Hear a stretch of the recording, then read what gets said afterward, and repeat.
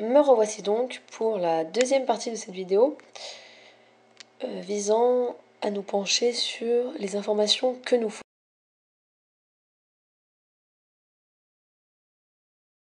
fondement ultime de son tempérament, sa personnalité, son âme, soit son surnom. Il s'appelle donc Rankotsu. À mes yeux, c'est plus d'ailleurs un prénom qu'un surnom, puisque il se mêle entièrement à la créature en elle-même. Les deux sont liés dans leur entièreté, ne font qu'un. Mais bref. Et bien ce surnom provient donc d'un manga animé, donc personnellement je n'ai visionné que l'animé, nommé Inuyasha, et qui contient l'un des personnages les plus grandioses et incontournables qu'il m'ait été donné de voir. Bien que la série en elle-même ne m'ait pas toujours convenu sous tous les aspects, elle était également elle-même plutôt intéressante. Et en tout cas, elle m'a permis de faire la connaissance de Rankotsu. Alors pour faire très court et ne pas m'enflammer une fois encore, ni partir dans des informations vaseuses et totalement subsidiaires, il faut savoir que c'est un mercenaire qui maîtrise le feu.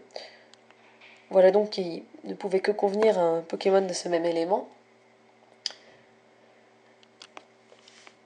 Et qui est plein d'hardiesse, de bravoure, de vaillance. Enfin, il ne pouvait que concorder avec un symbole du courage, ce que mon Grucui a toujours été. Et voilà. Putain, oh, il est mignon. Bon, voilà, il a une apparence un peu peut-être trop mignonne pour représenter véritablement un guerrier, mais dans mon cœur, c'en est un tout autant qu'une adorable peluche. Il est les deux à la fois. C'est mon Pokémon, quoi. C'est mon Rankotsu. Putain, je l'aime. Oh, putain. Ça fait à peu près une semaine que je l'ai. Et je parviens pas à me calmer. Dès que je commence à palabrer à son propos, oh, c'est dingue. Oh, je l'aime trop. Putain. Oh. Bon, bref. Et c'est un mâle. Alors, de toute manière, je ne pressentais qu'un mâle. C'était évident à mes yeux. Une femelle n'était même pas préparée, prévue par mon esprit. Non, j'avais exclu cette probabilité totalement. Et j'ai eu raison, manifestement. Pourtant, il est à noter que j'ai rencontré nombre de femelles au cours des recettes, presque autant que de mâles, et je vous dis ça en toute honnêteté. Parfois, cela m'étonnait, me sidérait même. Oui, mon nombre de filles était incalculable. Mais je n'ai jamais dérivé de ma conviction qui voulait que ce soit Rankotsu. Et finalement, c'est Rankotsu. Une femelle se serait cependant appelée Eleanor. C'était une référence à la chanson Eleanor Rigby des Beatles, qui est donc l'un de mes groupes préférés et le meilleur groupe de tous les temps à mes yeux. Parce que j'adore ce morceau. Il est émouvant et voilà, je pensais que il était bien adapté à un Pokémon qui signifie infiniment pour moi. Mais finalement, ce sera en Gotu. Donc peut-être vais-je recycler le surnom Eleanor pour une autre trouvaille future, ou bien chasserai-je un jour prochain Grucu à nouveau pour trouver une femelle et la faire évoluer, bien que je déteste les évolutions de ce Shiny, et de ce Pokémon d'ailleurs. Leur forme chromatique est malgré tout assez séduisante et attrayante, selon moi. Excusez-moi, j'ai glissé. Donc je veux recommencer les rencontres. À quoi que non. Non. Je vais vous montrer ces petites infos. Donc ensuite son numéro ID. Alors, Internet ne répond pas chez moi, je suis navrée, mais vous ne pourrez pas voir Rankotsu, le véritable personnage. Bon, qu'importe. Son numéro ID est donc 54 450. Alors, autant dire que c'était un choix fort judicieux. Pourquoi? Eh bien parce que Gruicui est le 4e Pokémon du Pokédex, et on retrouve donc 4 à 2 reprises, et que 5 est le numéro Pokédex de l'évolution de Gruicui, dont j'ai oublié le nom, je sais vraiment pas ce qui me passe par la tête, je suis désolée. Franchement, ces vidéos sont calamiteuses, je me débrouille abominablement mal, mais... Ah merde, comment s'appelle-t-il déjà? Bon, putain, je méprise profondément ce Pokémon. Peut-être ce dégoût m'empêche-t-il de mémoriser son nom? Enfin, je sais pas, d'habitude je le sais, mais là, j'ai un trou fort gênant. Enfin bref. Donc, vu qu'une femelle était censée évoluer, donc finalement je ne l'aurais sans doute pas accompli cet acte ignoble à son encontre, parce que les évolutions de Gruicui sont si laides et diffamantes et immondes. Oh, atroces. Empoisonnées. Ah, je les hais. Ah, mais c'est physique, je ne peux pas les supporter. Donc bon, c'était une petite référence au numéro Pokédex de Gruicui et de son évolution, sa deuxième évolution. Alors à noter que si je retourne chercher Eleanor un jour, elle évoluera sans doute en Roitiflamme parce que sa couleur m'envoûte vraiment, bien que la bête en elle-même ne m'inspire qu'une répugnance absolue. Donc voilà, je pense que le deuxième stade d'évolution, je n'aurai jamais de Shinies lui appartenant. Mais bon, c'était une référence sympathique. En plus, j'avais tellement hâte de commencer les recettes à proprement dit que je ne voulais pas m'attarder trop longtemps à réciter un numéro idée. Il m'en fallait un qui soit joli, esthétique et qui démontre quelque chose malgré tout, sans pour autant que je n'y passe trop de temps. Finalement, donc je suis tombée là-dessus. Ensuite, le déo TT. Alors là aussi, cela mérite quelques petites explications. TT, veuillez me pardonner cette coupure subite et impromptue, mais je n'avais pas vidé ma mémoire caméra et donc le film s'est coupé sans que je ne me rende compte. J'en étais donc venue au déo.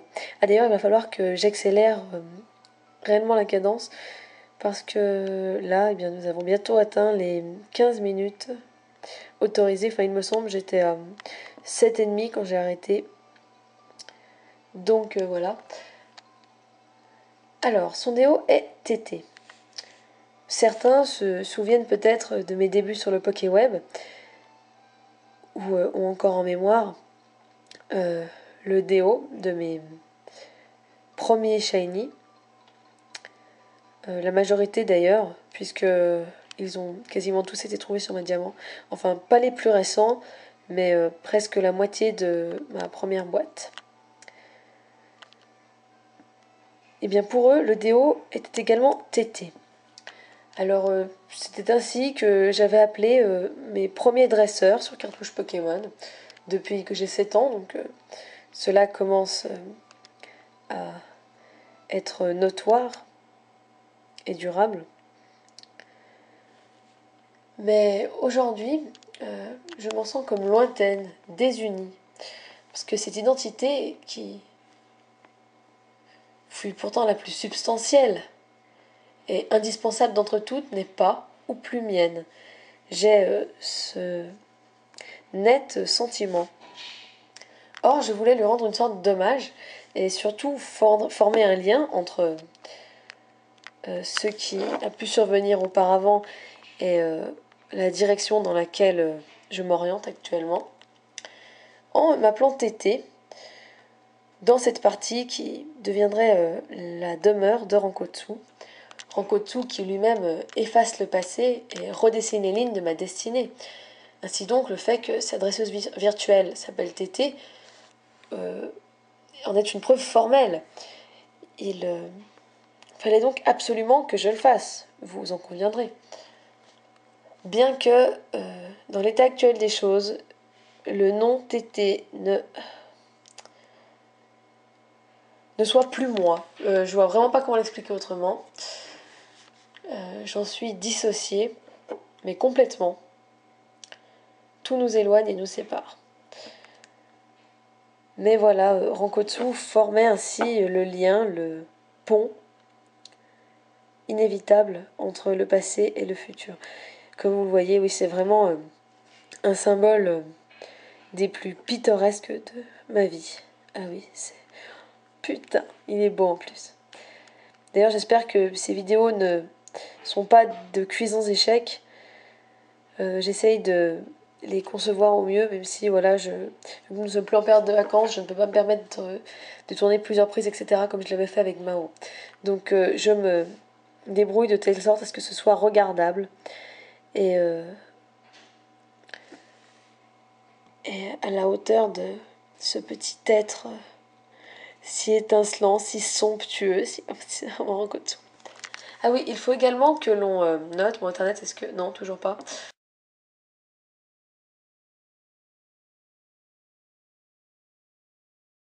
Ma cartouche vert-feuille, qui était insérée durant tout mon temps de chasse. Alors j'avais commencé à faire les recettes sur DSXL, mais finalement je les ai effectuées sur celle-ci, la plus ancienne d'entre toutes qui fonctionne, puisque ma tank grise est décédée il y a de cela plusieurs années. Celle-ci est celle qui fonctionne encore, la plus âgée d'entre toutes. D'ailleurs voilà, là encore, cela formait un point d'attache entre le passé et le présent. Et puis il y avait également cette petite cartouche vert-feuille dans laquelle j'ai trouvé Mao. C'est la maison de mon cher Nidoking à la peau d'azur métallisé. Et ainsi je connectais spirituellement Rankotsu et Mao lui-même. C'était une façon de progresser, de me développer, aussi bien dans la chasse que dans la vie réelle, puisque les Pokémon sont ils sont liés très intimement. Et donc voilà pourquoi il avait une cartouche vert-feuille. Attendez, je vous montre. J'avais pas montré la cartouche d'ailleurs, donc je vais le faire ici. C'est une cartouche blanche, authentique. Je sais pas si on le voit bien. Si on voit un petit peu l'eau, ça, de toute façon on s'en fout. Vous pensez ce que vous voulez au pire des cas. Moi j'ai des gros doigts de paysanne, une catastrophe. Et finalement, il est également sérieux et a horreur de perdre. Alors je le voyais bien brave, ou même assuré, hardi, si aucun des deux cas précédents ne se présentait. Mais finalement, sérieux, c'est un choix excellent, tout comme a horreur de perdre. Donc c'est une bonne sélection pour un guerrier fort et volontaire, obstiné. Enfin, mon Rankotsu. Bon, je fais une dernière rencontre pour cette vidéo et nous passons à la dernière où je retracerai un à un les faits de notre rencontre si fabuleuse et oh il est beau et éternelle. En plus enregistrée sur pellicule, la toute première. Là encore, c'est un grand événement pour moi, mais j'y reviendrai plus complètement donc, dans la dernière vidéo de cette série. Et je pourrai également passer aux dédicaces. Voilà, je vous laisse et à tout de suite pour la fin.